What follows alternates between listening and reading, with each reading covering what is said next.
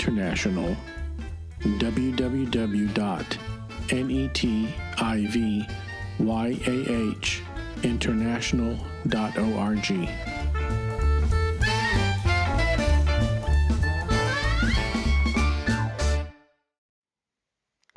Shalom, my name is Joseph Shulam, and together with Brad TV, we do every week the Torah portion that is being read in all the synagogues of the world. This next Shabbat, the Torah portion will be, in Hebrew it's called Tazria, and the English translation is, she conceived, and comes from Leviticus chapter 12 verse 1, and it ends in chapter 15 verse 33 of the book of Leviticus. The portion of the prophets that is being read in every synagogue next Shabbat is from 2 Kings chapter 4 verse 42 to chapter 5 verse 18, and continues in chapter 7 verse 3 to 20 of 2 Kings. From the New Testament, we're reading from Matthew chapter 8 verse 1 to 4. That's a difficult portion of the Torah because it deals with several issues that are seemingly not so relevant to the Christian world. And I've been a believer for more than nearly 60 years, and I never heard a sermon in any church from this portion of the Torah. Why? Because the two major topics that deal with the portion of the Torah are a woman who gives birth and her process of her purification, and then the purity laws concerning leprosy, which is one of the main causes of impurity in the law of Moses and in the community of Israel during the biblical time, the Old Testament time, and during the New Testament time as well. It's also in the New Testament, but most people don't know and don't discern it because they don't study so much the law of Moses. So I'm going to read from chapter 12, verse 1 through 4, so that you get into the topic. Then the Lord spoke to Moses, saying, "Speak to the children of Israel, saying, if a woman has conceived and borne a male child, then she shall be unclean 7 days, as in the days of her customary impurity, she shall be unclean. And on the 8th day, the flesh of his foreskin of the child, the male child, shall be circumcised. She shall then continue in the blood of her purification 33 days. She shall not touch any hallowed holy thing, nor come into the sanctuary until the days of her purification are fulfilled." That's Leviticus chapter 12, verse 1 to verse 4. Now you would say, how is this teaching relevant for Christians today? For Jews, obviously, it's relevant because we are still watching the purity laws of the Torah. And in fact, we have some commandments in the New Testament that rely on our faithful watching of the purity laws of the Torah. So here you have it. A woman conceives and has a male child. On the 8th day, he gets circumcised, and she stays impure for 33 days. And then she goes to the temple and gets purified, goes into the mikveh, which is baptism, immersion in water. She washes, and then she's purified and can continue her normal life and her normal relationship with her husband. Now, this text is of great importance in the New Testament. But like I said, because most Christians don't study the Torah enough and don't dig deep enough, they miss it. I'm going to read to you now a passage from the New Testament, from Luke chapter 2. And I'm going to start from verse 21 to 24 of Luke chapter 2. And when the 8th day were completed for the circumcision of the child, his name was called Yeshua, or in English, Jesus, which is in Greek, not in English, the name given by the angel before he was conceived. Before he was conceived in the womb, the angel, I'm just elaborating on this. In Matthew chapter 1, the angel comes to Mary and says his name will be Yeshua because he will Yoshia his nation. His name will be Savior because he will save his nation. So when the baby was born in Bethlehem, they gave him the name that the angel announced, and Luke knows this story, and he repeats it. And he says clearly that when the 8 days after his birth were completed, he was circumcised. I want you to realize this, dear brothers and sisters. Yeshua was circumcised at the 8th day as God commanded Abraham long before the law of Moses was given in Mount Sinai. God commanded Abraham in Genesis chapter 17 to circumcise all the male in his camp.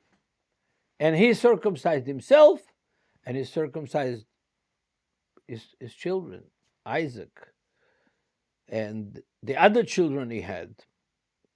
So Yeshua was circumcised. The day that the Gospel of Luke chapter 2, verse 21, 22 tells us this clearly. Next verse. Now when the days of purification according to the law of Moses were completed, they brought him to Jerusalem to present him to the Lord. As it is written in the law of the Lord, every male who opens the womb shall be called holy to the Lord.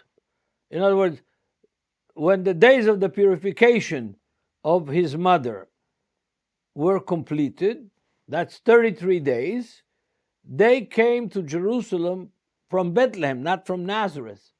They were still in Bethlehem. They came to Jerusalem, which is about 6 miles, not terribly long. And she was purified, Mary was purified, and the baby was dedicated according to the law of the Lord. That's what it says. And it's quoting from our text. Every male who opens the womb shall be called holy to the Lord. In order to be holy, there has some procedure to take place, and that is a sacrifice has to be offered according to the law.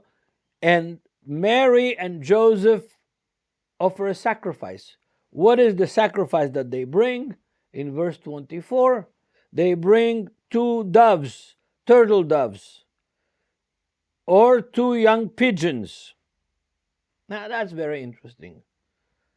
It tells us something about their financial situation, about their social status. Because a rich person would bring a bull.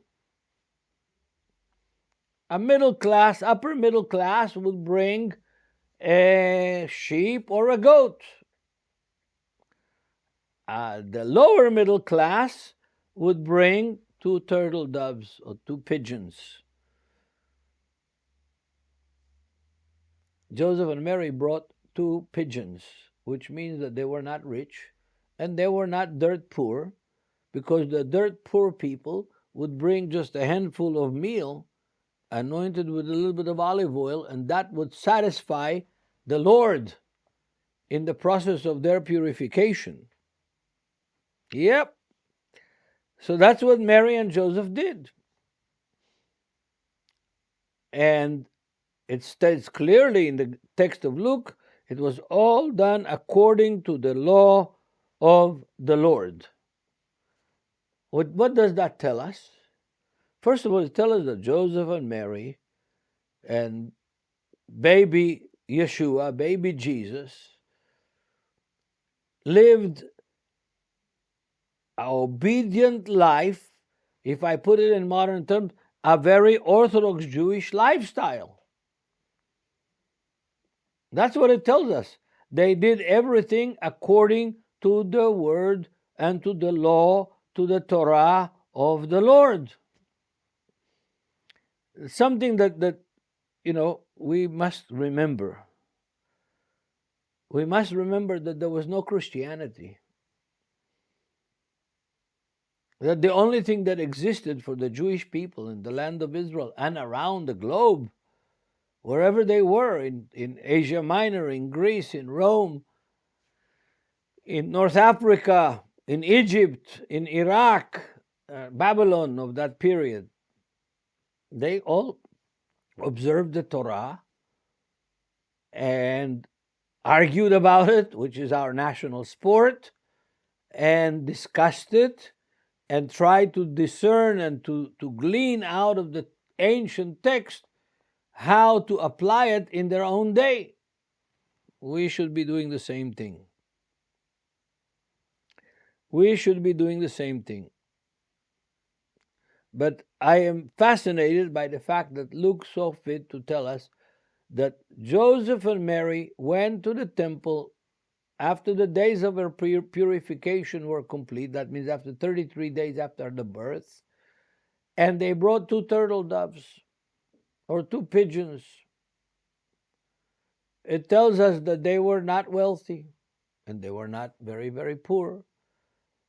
They were lower middle class, blue-collar workers.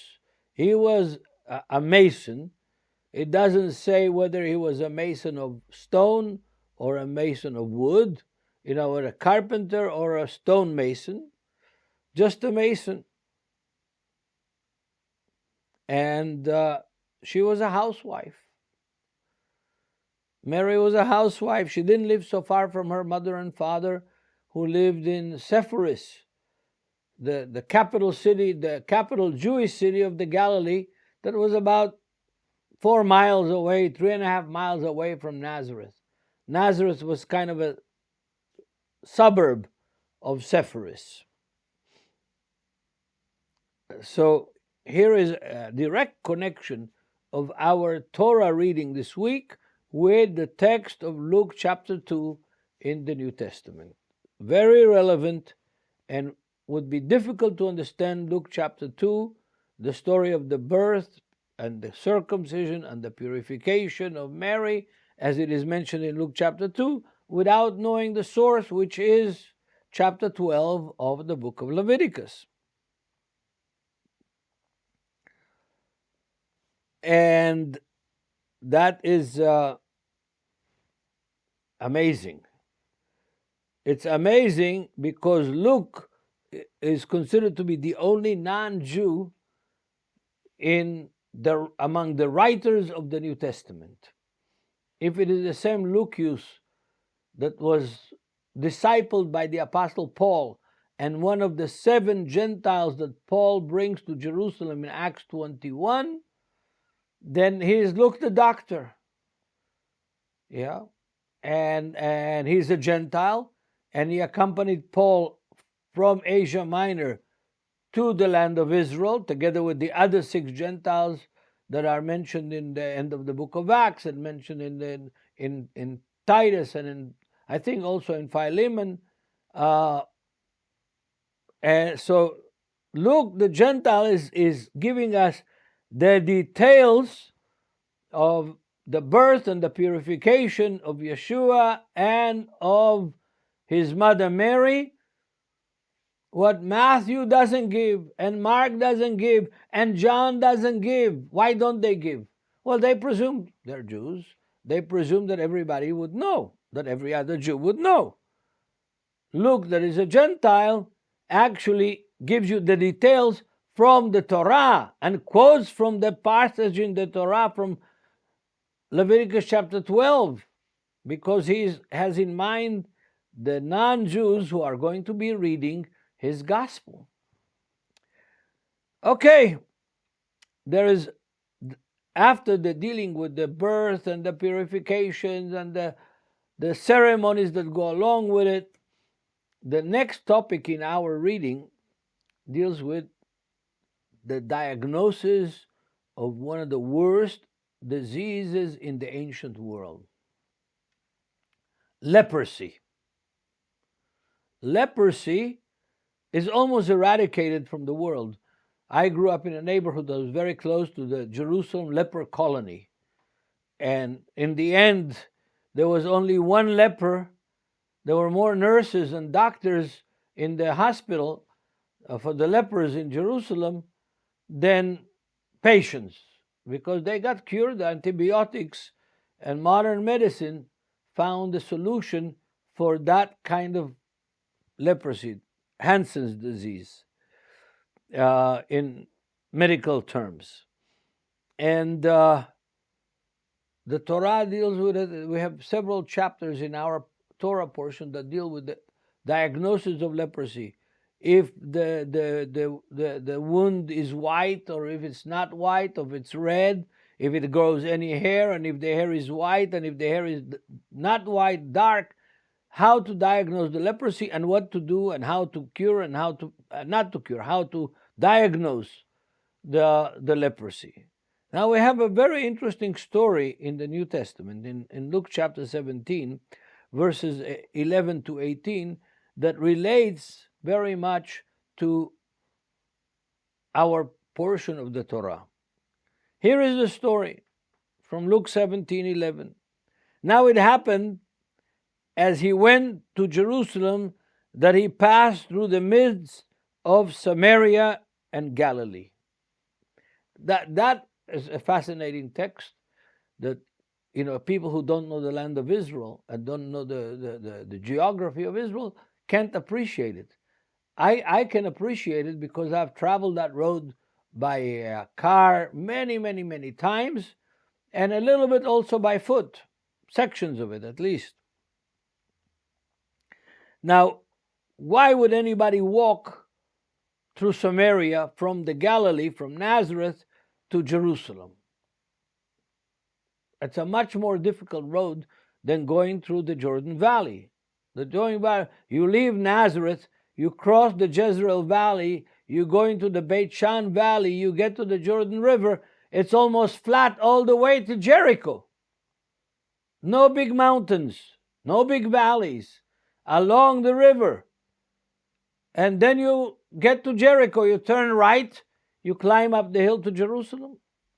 Most of the people from the Galilee traveled that road through the Jordan Valley. Why not through Samaria? Several reasons. One of the reasons is you go up the mountain, down the mountain, up the mountain, down the mountain. It's much more difficult. But when do you want to travel and walk through Samaria to Jerusalem? Only one season of the year. And that is springtime. Why? Because Samaria and the hills of Samaria and the mountains of Samaria and the valleys of Samaria are beautiful. We're right now here in February, toward the middle of February. And yes, it's beautiful.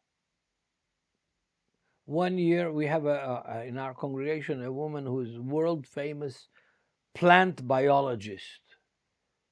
World famous. And one winter we decided to go not to Samaria but to the Judean desert and survey the flowers after a very rainy year. We cut in 1 square meter, in other words, in 9 square feet, we counted 103 different species of wild flowers that blossomed in the desert after a very rainy year.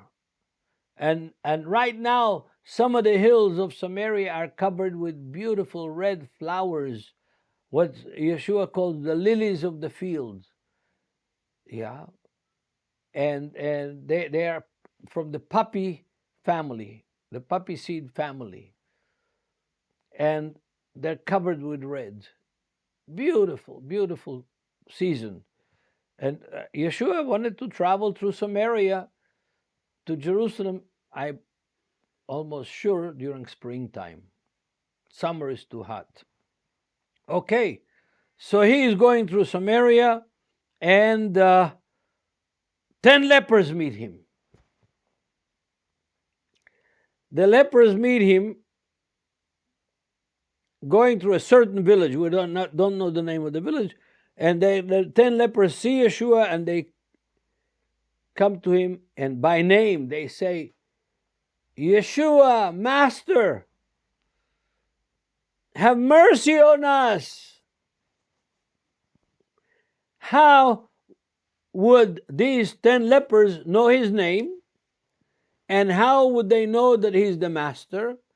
And how would they know to ask him for divine mercy on their illness, on their leprosy? I'll tell you how. We, and most Christians, when they think about Yeshua, they think about poor, persecuted, rejected Messiah. But no, when you read the text of the New Testament and the Gospels especially, you find out that Yeshua was well known. He was well known in Samaria. He was well known in Jericho. A blind man that knows that Yeshua is coming is begging him to be healed. Why? Because they knew him. Without television, without radio, without smartphone, the name of Yeshua was well known throughout the land of Israel, and especially in the Galilee, because in Luke chapter 2 we find out that he preached, no, in Luke chapter 4, that he preached in all the synagogues in the Galilee. That means that he was welcomed by the crowd in the synagogues. And when the people heard him preaching, they praised the Lord. He was a great rabbi, a great teacher of the Torah on Shabbat in the synagogues. So Yeshua heals them from leprosy, but it doesn't pronounce them healed. Why not? Because he is observing the Torah. He is not a priest. He is not a priest. He's from the tribe of Judah, not from the tribe of Levi. And he says, go show yourself to the priests, according to what our Torah portion is teaching. He is the Lord, the Son of God, the Messiah, but he is not taking away the authority of the Torah given to the Levites and to the priests from the tribe of Levi, from the household of Aaron. He is respecting the Torah and the institution of priesthood in Israel. And he sends them to be checked, examined, and announced as healed by the priest. All this is in our Torah portion, folks. How the priest will discern, and the different stages of discernment, whether the person is healed or not healed from leprosy. It's all, the details are there in our Torah portion. Leviticus from chapter 12 to chapter 15. So he sends them to the priest to be checked, examined, and declared cleansed from leprosy. Now, they all in a hurry to get diagnosed as clear, as clean.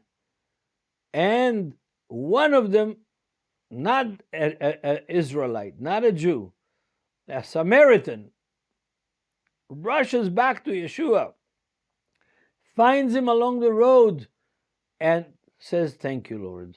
Thank you for healing me. And Yeshua says only one thing. Where are the other 9? Where are the other 9? I'll tell you where they are. They're typical Sabra, Israelites born in the land. And they were so excited about being healed and going to the priest to quickly get announced clean,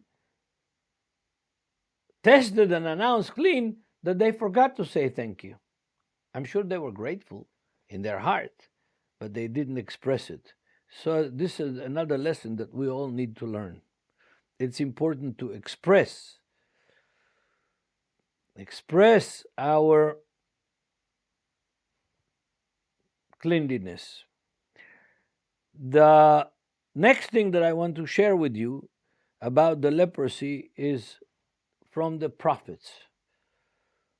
From the prophets, and that is, we have the story of from 2 Kings chapter 4, verse 42 to 5, verse 18. The story of a man that is called a big, important man, the chief of staff of the Assyrian army. His name was Naaman. And he had war with Israel. And we have records of that war in plaster, I should say. And you could see the Lachish tablets, the Lachish walls from the temple in Babylon that commemorate the Battle of Lachish. And the general who was in charge of the Assyrian army that conquered Judea and plundered the temple was Naaman. And this Naaman got leprosy. Don't know where he got it, but he got leprosy. And leprosy is incurable. And when he was fighting in Judea, he took a young girl as a slave to help his wife at home. Slave. A young Hebrew Israelite girl is a slave in his house. And this slave girl, Israelite, Judean slave girl, tells the wife of Naaman, listen, I know somebody in Israel that can heal your husband. Okay, she can't talk to the boss, to Naaman. He's too important, too big a person. She could talk to his wife because she serves his wife. So when Naaman comes home, his wife tells him, listen, our slave girl, the Judean, says that in Israel there is somebody who can heal you. So he goes to his king and says, listen, I can't just get up and get myself, get in my car and go to Judea. I need your help. So the king says, okay, I'll write you a letter of recommendation to the king of Judea, and he will take care of you. So the letter of recommendation is brought to the king of Judea. The king of Judea tears his hair out, so to speak. He's scared. He says to himself, I'm not God. I can't heal this man. And I'm not sure that our prophet Elisha can do it either. It's an incurable disease. Only God can heal him. But because he got a letter from the king of Assyria, that was his actually, it's like our prime minister and the president of the United States. If the president of the United States tells to our president, jump, he jumps. The same thing was then with Assyria, was a great empire, and the small little country of Judea. So Naaman loads 7 carts with gifts, and he goes down to Judea. He gets to the king tells him where to go to meet Elisha the prophet. He gets to the house of Elisha, and knocks on the door, so to speak, and the servant of Elisha, Gehazi, comes to the door and says, my master says, go to the Jordan River and immerse yourself 7 times, and God will heal you. Naaman gets offended. First of all, he gets offended because Elisha didn't even come to meet him at the door. He sent his servant. Second, he said, what is the Jordan River? It's a ditch. Compare to the Euphrates and the Tigris in Syria. some of the greatest rivers of the world, the cradle of civilization, and you're sending me to this little peewee creek, tiny little ditch compared to the great rivers. I know in Korea, I've been many times in Seoul, Korea, and the Han River, it's 100 times bigger than the Jordan River, maybe more than 100 times bigger than the Jordan River. Jordan River is very small. At some of its best places, only 10 meters wide. It's nothing. So, dear brothers, Naaman gets offended. He doesn't want to go. But his servants, the slave girl in his house, and his servants convince him to listen to the man of God, to Elisha, and get immersed in the Jordan 7 times, and he gets healed. And he returns to give gifts to Elisha the prophet. The story continues, but we will have to talk about it in the future more. God bless all of you. Please read the Torah. Even if you don't think you understand it, read it. Pray about it. Ask for God to help you understand it. The Holy Spirit works, is alive and well, and continues to lead us unto all truth. God bless you all. And shalom from Jerusalem.